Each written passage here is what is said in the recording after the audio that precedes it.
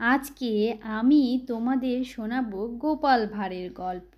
কারণ তোমরা সবাই আমার গোপাল ভাঁড়ের গল্পগুলো ভীষণ পছন্দ করছো, তাই আমি আজকে আরেকটি নতুন গোপাল ভাঁড়ের গল্প নিয়ে হাজির হয়ে গেছি তোমাদের মাঝে। আজকের গল্পটি হচ্ছে ভণ্ড সাধু বাবার গল্প। একবার গোপাল এবং গোপালের স্ত্রী বেড়াতে গেল গোপালের শ্বশুর বাড়িতে। তখন কৃষ্ণচন্দ্র রাজার রাজ্যে গোপাল ভাঁড়ের অনুপস্থিতিতে মন্ত্রীমশাই কিছু একটা গণ্ডগোল করতে চাইল। সে তার দুই চেলাকে ডেকে পাঠালো, আর সে বলল, গোপাল যেহেতু নেই, এই সুযোগে এই রাজ্যের সহজ সরল মানুষদের কাছ থেকে কিছু হাতিয়ে নেওয়া যাক।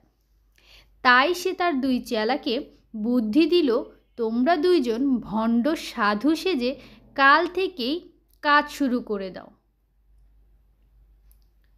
ঠিক তাই কথা মতোই পরদিন সকাল থেকে দুই চেলা ভণ্ড সাধু সাজল। নকল দাড়ি মোছ চুল লাগিয়ে তারা বসে পড়ল গ্রামেরই মধ্যে মস্ত এক গাছের নিচে। আর গ্রামে রটিয়ে দিল যে এই দুইজন সাধু গুপ্তধনের সন্ধান দিতে জানে। ঠিক এরই মধ্যে গোপাল তার স্ত্রীকে নিয়ে চলে আসলো তার শ্বশুর বাড়ি থেকে। আসার পথেই তারা দেখতে পেল গ্রামের কিছু মহিলাদের ভীষণ একটা জটলা। তখন গোপাল স্ত্রী সেখানে এগিয়ে গিয়ে শুনতে চাইল আসলে ব্যাপারটা কি। তখন দেখলো মহিলারা আলাপ করছে যে গ্রামের মধ্যে এক সাধু বাবা এসেছে, যে কিনা গুপ্তধনের সন্ধান দিতে জানে। তখন মহিলারা বলতে লাগলো যে সাধু বাবাকে আমি আমার বাড়িতে নিয়ে আসব, আমার বাড়ি কোথায় গুপ্তধন আছে সেই সন্ধান জানার জন্য। এভাবে একজন মহিলা আরেকজন মহিলার সাথে প্রতিযোগিতায় নেমে গেল, কে কার আগে কার বাড়িতে সাধু বাবাকে নিতে পারবে। গোপাল গিন্নিও বাদ যাবে কেন, সেও বলতে শুরু করলো, আমার তো গুপ্তধনের সন্ধান চাই, আমিও সাধু বাবাকে আমার বাড়িতে নিতে চাই।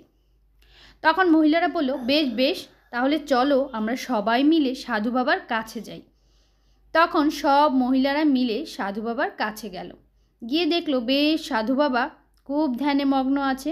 তখন তারা সাধু বাবাকে বলল যে তারাও গুপ্তধনের সন্ধান চায়। তখন সাধু বাবা বলল, বেশ বেশ, তোমরা সবাই গুপ্তধনের সন্ধান পাবে। তোমরা সবাই আমার মতো কাজ করলে অবশ্যই গুপ্তধনের সন্ধান পাবে। তখন সাধু বাবা এক একজন মহিলাকে এক এক রকমভাবে বলতে লাগলো।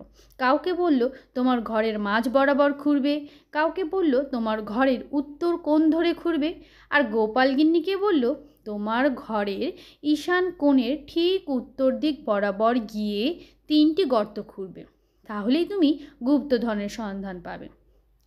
গ্রামের মহিলারা তো খুশিতে গদগদ হয়ে সেদিনের মতো বাড়ি ফিরে আসলো। আর বাড়ি ফিরেই প্রত্যেক মহিলাই তাদের নিজ নিজ ঘর খুঁড়তে লাগলো। একদিন সকালবেলা ঘুম থেকে উঠেই গোপাল ভাঁড় দেখতে পেল তার গিন্নি কাঁধে মাটি খোঁড়ার কোদাল নিয়ে কি একটা করে হেঁটে যাচ্ছে। গোপাল তো ভীষণ অবাক হলো। সে গিয়ে গিন্নির কাছে জিজ্ঞেস করলো, কি হে, তুমি মাটি কাটার কোদাল নিয়ে কি করছো? গিন্নি বলল, উঠে পড়েছ, বেশ বেশ, ভালোই হয়েছে, আমায় তবে একটু সাহায্য করো। এই বলেই সে ঘরের মেঝেতেই মাটি খুঁড়তে শুরু করলো। এই খুঁড়ে কিছু না পেয়ে আবার কিছুটা দূর গিয়ে আরেকটা গর্ত খুঁড়ল, সেখানেও কিছু না পেয়ে আরেকটা দূরে গিয়ে আরেকটা গর্ত শুরু করলো। এভাবে গর্ত খুঁড়তে খুঁড়তে পুরো ঘরটাই সে একদম মাটি খুঁড়ে ফেললো। গোপাল বলল, কি করছো তুমি? গিন্নি বলল, আরে কথা বলো না, একটু সাহায্য করো, নিশ্চয়ই কোথাও গুপ্তধন আছে, আমার হয়তো ঠিক মতো জায়গাটা বুঝতে পারছি না, তাই ঠিক মতো মাটি খোঁড়া হচ্ছে না। এই বলে ঘরের বাইরে এসে উঠানেও মাটি খুঁড়তে শুরু করলো। গোপালকে বলল, তুমি ওই দিকটা খোঁড়ো, আমি এই দিকটা খুঁড়ি। গোপাল বেগতিক দেখে সে বলল, তুমিই মাটি খুঁড়ো, আমি রাজসভায় চললাম। এই বলে সে রাজসভায় চলে আসলো। আর রাজসভায় এসে তাকে ভীষণ চিন্তিত দেখে রাজা কৃষ্ণচন্দ্র জিজ্ঞেস করলো, কি হে গোপাল, কি হয়েছে তোমার? তখন গোপাল ভাঁড় সমস্ত ব্যাপারটা রাজাকে খুলে বলল। তখন রাজাও একটু আশ্চর্য হল, সাধু বাবা সে আবার কোথাকার বাবা, আর সে গুপ্তধনেরই সন্ধান দিবে? বাহ, বেশ তো। তখন রাজা বলল গোপাল ভাঁড়কে, তুমি ব্যাপারটা একটু ভালো করে খতিয়ে দেখো তো গোপাল ভাঁড়। একে তো গোপালের মনে ছিল খচখচানি, তার উপরে রাজার আদেশ মানতে তো হবে। তখন গোপাল ভাঁড় বাড়ি ফিরে আসলো সেই দিনের মতো, আর গিন্নিকে বলল, কি হে গিন্নি, তুমি কি গুপ্তধন খুঁজে পেলে? গিন্নি বলল, না, পাইনি, তবে অবশ্যই পাবো। সাধু বাবা যখন বলেছে অবশ্যই পাবো। কাল থেকে সাধু বাবা সবার বাড়ি বাড়ি গিয়ে গুপ্তধনের সন্ধান নিজেই দিবে। গোপাল তখন মনে মনে ভাবল, বেশ তো, ভালোই, তাহলে কাল আমি বাড়ি থেকে কোথাও নড়ছি না। আমিও দেখতে চাই কি এমন সাধু বাবা আর কিভাবেই সে গুপ্তধনের সন্ধান দেয়। ঠিক পরদিন গোপাল ভাঁড়ের নাতি নাতনিরা খবর নিয়ে আসলো সাধু বাবা গ্রামের বেশ কয়েকটা বাড়িতে গুপ্তধনের সন্ধান দেওয়ার জন্য গিয়েছে, আর তারা বাড়ির লোকদেরকে মাটি খোঁড়ার কাজে ব্যস্ত রেখে ঘর থেকে বেশ কিছু দামি দামি জিনিস নিয়ে লোপাট হয়েছে। লোপাট হয়েছে বলতে দামি দামি জিনিসগুলো খুঁজে পাওয়া যাচ্ছে না, কিন্তু সেগুলো সাধু বাবারা নিয়েছে কিনা সেটাও কিন্তু নিশ্চিত নয়। তখন গোপাল মনে মনে ভাবল যে কি করা যায়। পরদিন গোপাল ভাঁড় বাজার থেকে বেশ ভালো মন্দ বাজার করে নিয়ে আসলো, আর গোপাল গিন্নিকে বলল, গিন্নি যাও, তুমি তোমার সাধু বাবাদের আজ আমাদের বাড়িতে নেমন্ত্রণ করো, আমি নিজের হাতে তাদের রান্না করে খাওয়াবো। তুমি যাও, নেমন্ত্রণ করে আসো, আমি রান্নাটা করি। এই কথা শুনে তো গোপাল গিন্নি মহা খুশি, সে চলে গেল সাধু বাবাদের নেমন্ত্রণ করতে।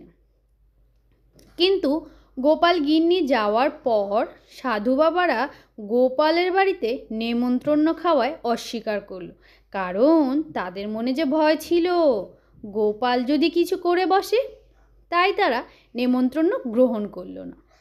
গোপাল গিন্নি ফিরে আসলো, ফিরে এসে গোপালকে সব বলল। গোপাল বলল, নেমন্ত্রণ যদি না খেতে আসে তবে খাবারই তাদের কাছে চলে যাবে, কিন্তু খাবার তো তাদের খেতেই হবে।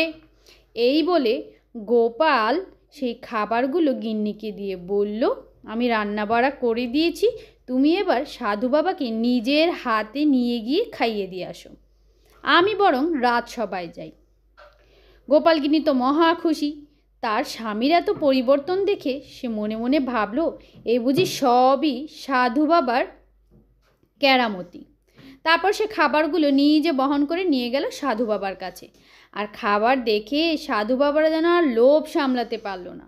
দুই সাধুর মধ্যে এক সাধু একটু প্রথমে সন্দেহ ভরা দৃষ্টিতে খাবারগুলোর দিকে তাকালেও পরে আর লোভ সামলাতে পারল না, তারা তড়িঘড়ি করে খেতে শুরু করে দিল। এক লোকমা দুই লোকমা খাওয়ার পর সাধু বাবারা লাফাতে শুরু করলো, কারণ গোপাল ভাঁড় সেই খাবারের মধ্যে লাল মরিচের গুঁড়ো মিলিয়ে দিয়েছিল, যা খেয়ে ঝালের চোটে সাধু বাবারা লাফাতে শুরু করলো। আর লাফাতে লাফাতে একসময় তাদের নকল দাড়ি মোচ চুল খুলে খুলে পড়তে লাগলো। আর এই সকল ব্যাপারগুলো গোপাল ভাঁড় রাজা কৃষ্ণচন্দ্রকে নিয়ে গাছের আড়াল থেকে সব দেখছিল। ঠিক তখনই সেই পথ দিয়ে মন্ত্রীমশাই যাচ্ছিল। সাধু বাবারা লাফাতে লাফাতে বলল, এইখানে আর থাকা যাবে না, এখান থেকে পালাতে হবে, এই সবই গোপালের চক্রান্ত।